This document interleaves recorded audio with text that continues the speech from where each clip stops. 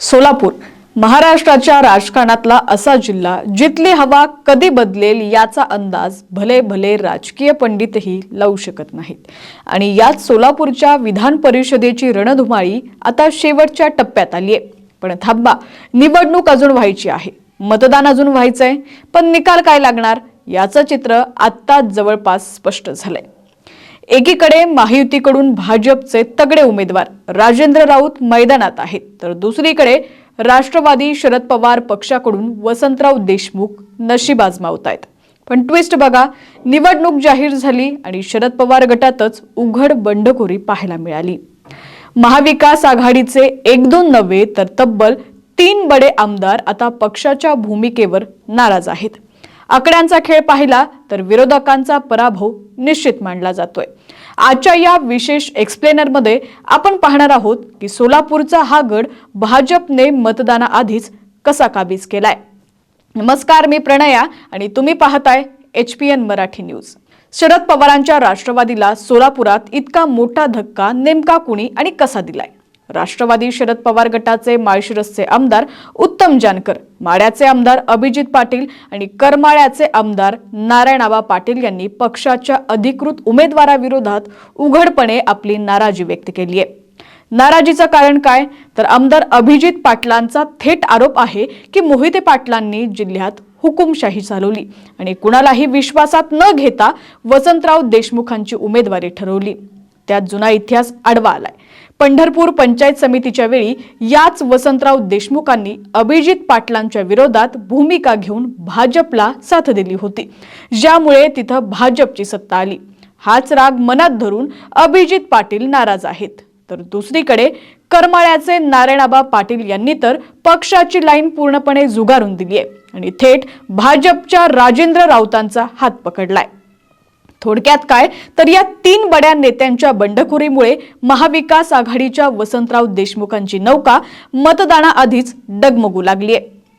आता पाहूयात महायुतीची ताकद सोलापूरच्या प्रत्येक तालुक्यात कशी पसरलेली आहे।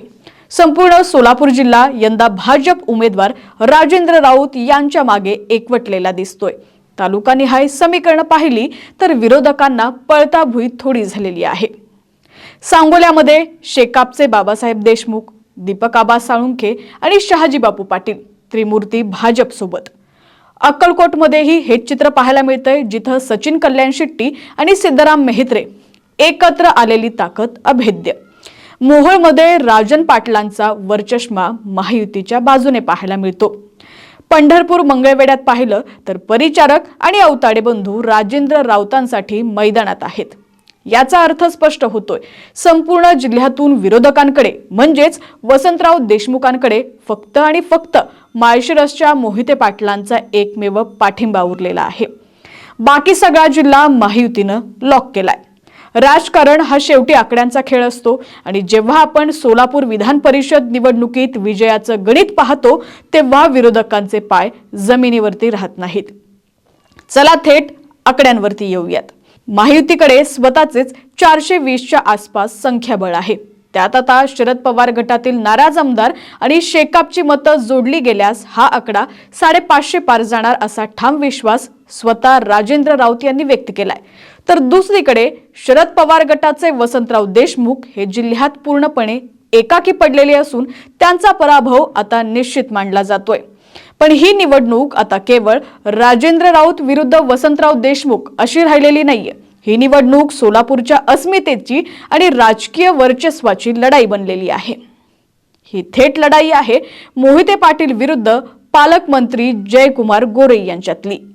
गेल्या अनेक दशकांपासून सोलापूरच्या राजकारणावर मोहिते पाटलांचे एकछत्री वर्चस्व राहिलेलं आहे।